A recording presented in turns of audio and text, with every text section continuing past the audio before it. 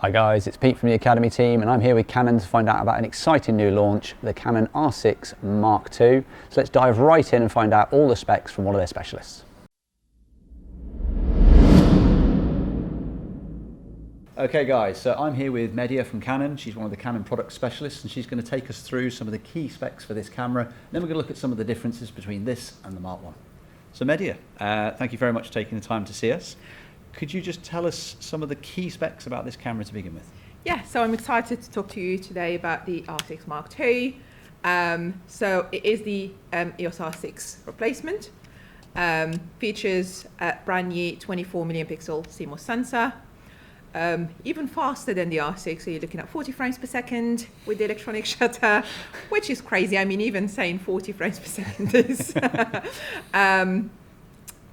improvements on the autofocus as well. So we've added more subject to detect horses, planes, as well as trains.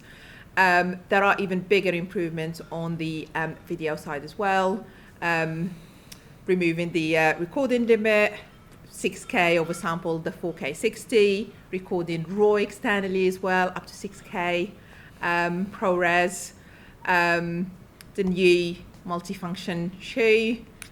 Also this switch, which might seem like nothing, but actually that opens up the whole mode dial that you can use for video, especially the custom modes as well. Okay. So these are the top spec, but we'll give more details. Brilliant. So Medya, you mentioned there about the 24 million pixels. That's a step up from the R6 Mark I with a 20 million. Yes. Has that affected low light performance? Because I know that was a big feature of the R6.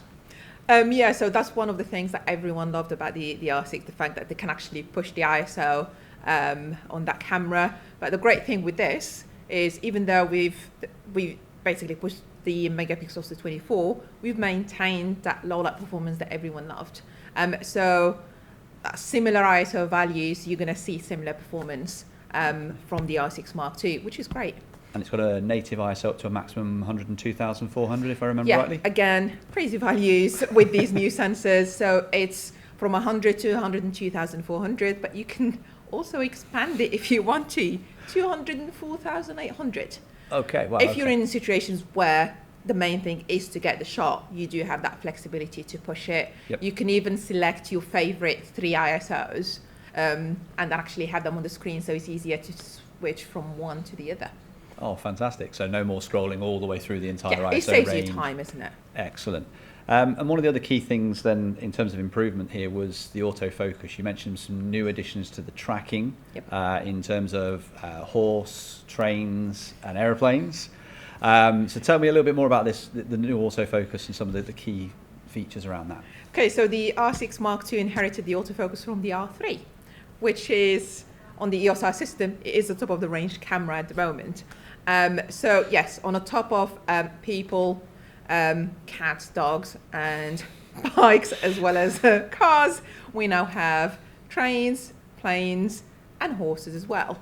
The great thing about this is you can actually set it to auto, and the camera can select the best or the perfect subject depending on what you're shooting. You can even assign this to a button, so you can switch the subject detection between on and off, automatic, or being more specific, diving into one particular subject. If you're somewhere where you know you're not going to see any animals, Yep. You can basically disable those.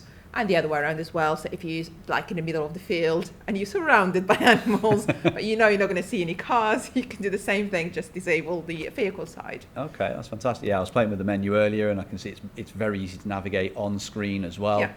Very quick and easy to switch between. And with it set to the auto detection, we've got a number of different things to focus it on here today, and it was switching and identifying different subjects without me having to manually select I'm doing cars or horses. So that was fantastic. Even the eyes, you can actually select or tell the camera to prioritize the left eye over the right or the other way around. So again, great for portraits. Absolutely. And that's another thing that you can actually assign to a button. So again, switching between right and left eye, or basically tell the camera, focus on this eye rather than the other. I don't know how you would make that decision, which eye to prioritize. but you can do that. Yeah, and I think one of the key things here is obviously the change in control. There is huge customization available now within the Mark II. but also little features like you've now got the video to still switch. So you've got the full range of modes available in both video and stills without having to navigate your way more complicatedly to it. Tell me about some of the other kind of key ergonomic improvements really to the camera. Yeah, so as you mentioned, that switch, even though as I said it might look like a very small change, it does make a massive difference for those using this camera for video, because as I said, that opens up access to the whole mode dial, which means any of the modes on this dial, you can shoot video. Different obviously settings depending on which option you stopped at. So manual will give you full manual control. Video wise, even scene modes, you can still basically choose different options for video. Creative filters as well, so you get different crazy video looks. But what I like as well is giving you access to the custom modes for video. Yeah. So you have C1, C2, and C3. You can have different video settings on those, and it's just a matter of turning the dial and moving from one to the other. It could be as easy as moving from 4K to Full HD, high frame rate, or any other video options, even the option to record RAW externally. So that'd be great for content creators. I imagine that they can preset 3 different custom functions for different styles that they might have, whether it be different logs or, as you mentioned, different frame rates. And I noticed there was a full HD 180 frames, which you can also switch to 100 and 120. Yeah, so you can do 180 or 150, 150 and then 100 or 120 as well in Full HD. And as you said, there is C-Log 3 on this camera, so if you want to get the 4210 and give yourself more flexibility for grading in post, you've got C-Log 3. There is HDR PQ mode as well, so both options will give you that 4210 bit. As I said, you have the external RAW recording with the option to record the Full HD proxy into the SD card. Okay. There is also the change to the multi-controller or the joystick that loads of people use for the autofocus. But the feel of it or the design of it is actually different, and it's only when you use it you can actually realise, oh, this actually is better than the one on the R6. Yeah, it felt less directional, more free flowing. Nicer as well to roll it to around use. the screen. Yeah. Especially thinking about those photographers or even videographers actually using this quite a lot and changing the autofocus is great. The other thing is, I mean, I mentioned using it for the autofocus, but it is now customizable. So it's not just about moving the AF. It's about actually, you can use it to switch between right and left eye. You can use it to enable or disable the tracking. Okay. So that's one of the other differences in terms of the autofocus is on the R6, the tracking was a separate AF mode. Yep. Whereas with this camera, you can actually track in any of the AF modes, be it a single spot, single AF point, or even the different zone areas as well. Yeah, I noticed that before. I was playing around with the expand area focus, which I use a lot for my motorsports. And even with it in that mode, people in the background of the room, it was automatically doing face and eye detection and tracking. So it was almost taking control over that, which was great in that environment. It does give you the option. So when you see, as I said, even though it's not what you were focusing on, the camera was showing you what you could potentially focus on. Yep. And then you can actually assign a button to help you switch from whatever AF mode you were on into that new subject that the camera detected for you. It's making your life easier. It really is. It really is. And I think one of the key things I found with this versus the R6, it's almost got an even greater versatility. I mean, the R6 was a powerhouse, to be fair, for what it was, the price point, the resolution. It appealed photography-wise on so many levels, and I think you've now added in that extra video creative content creator, as it were, vlogger. There's just so much more video versatility and stills versatility in here. Yeah, I mean, definitely. I think with the R6 is, I think the R6, as great as it is, its problem was the fact that it was launched with the R5 at the same time. And I think loads of content creators focusing on video went for the R5 because obviously the 8K. Yeah. But as I said, the great thing with this, as I said, the bigger improvement over the R6 is actually the video capabilities of this camera. The fact that, as I said, you can record for longer, different resolutions, as I said, with the 4K and then the 6K RAW. the multifunction shoe as well. So this a new addition over the R6. We've seen this on the R3, Yep. the R7, and even the R10 as well as So this basically will allow you to use professional audio, so like the Tascam XLR adapter, plus other accessories compatible with this multifunction shoe, which is a new thing. Yep. And it's great in terms of communication as well. So we do have a Canon external mic that you can use with this that can actually reduce the use of cables because of the contacts on the mic as well as on the multifunction shoe. So one of the features you mentioned that was new about this, which is quite honestly insane, is the 40 frames per second shooting. I know, Yes. with autofocus and tracking. and we're taking massive leaps forward now. We've gone from standard sort of 12 frames, 16 frames on the 1DX, jumping to 20 frames now, 40 frames per second. Full electronic shutter, 16 thousandths of a second electronic shutter on here.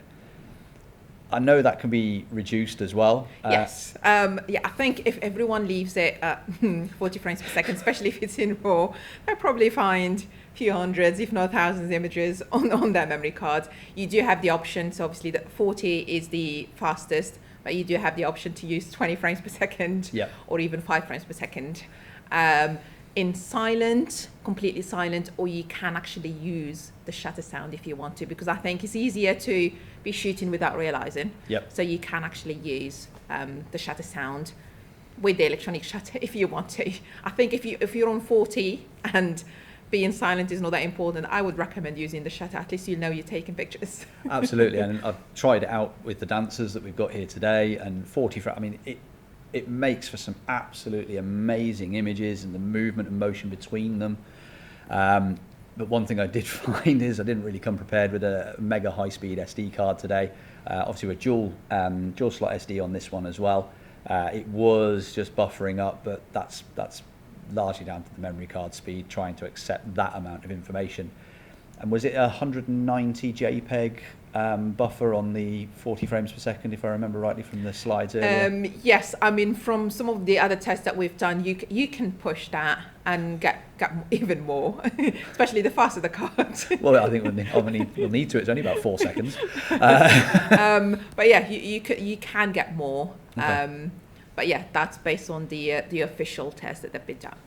And there was talk earlier as well about the overall speed of this, although it's still the Digic X series, as it were, in terms of sensor and processor.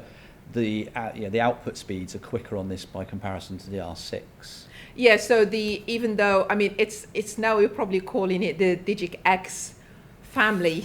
Yeah. Because I think initially, because we introduced Digic X with the 1DX. Yep. Mark III. So even though this falls under the same family, it is actually a different processor. It's more towards the similar to the R3 Digic X rather than the 1DX Mark III Digic X, meaning that faster processing, hence the camera is capable of delivering that 40 frames per second, and even in terms of the video recording option, and that actually has reduced the rolling shutter as well. Yep. In the stills as well as the video, and prolonged battery life. Even though this camera uses the LPE6NH, which is the same as the R6, you can get close to probably 300, if not more stills over the R6. Well, that's and you can record video for longer as well. And so that's a noticeable improvement in battery definitely, performance. Yeah. Fantastic. So, Mehdi, and then one of the last things just to very quickly touch on is IBIS. yes. Something that was first launched within the Canon R range in the R6 and the R5. So what have we done, not necessarily new, but what have we done with the IBIS in the R6 Mark II? So this has a revised or refined 5-axis image stabilizer, meaning you can get up to 8 stops with the R6 Mark II, and that depends if you're using lenses with optical IS. It will still push it up to 8, but there are even lenses without built-in IS, like the 28-70, for example. That on this camera will still give you the 8 stops. Fantastic. Great for like content creators, so shooting stills at very slow shutter speed, or video as well, shooting handheld. this will make a massive difference. On the video side, there is also an electronic image stabilizer, which you can combine it to the lens and the body IS Okay. to give you an even steadier content. Again, more about that customization of the camera, Yeah. making it far more versatile for every type of content Yep. capture and creator these days. Fantastic. Well, Medya, thank you very, very much for taking the time to share some of those specs with us. Folks, this is a first look at the beta sample today. We will be doing a full field test, so make sure you like, subscribe, and hit that bell icon to stay up to date on all of the video content that we're putting out there.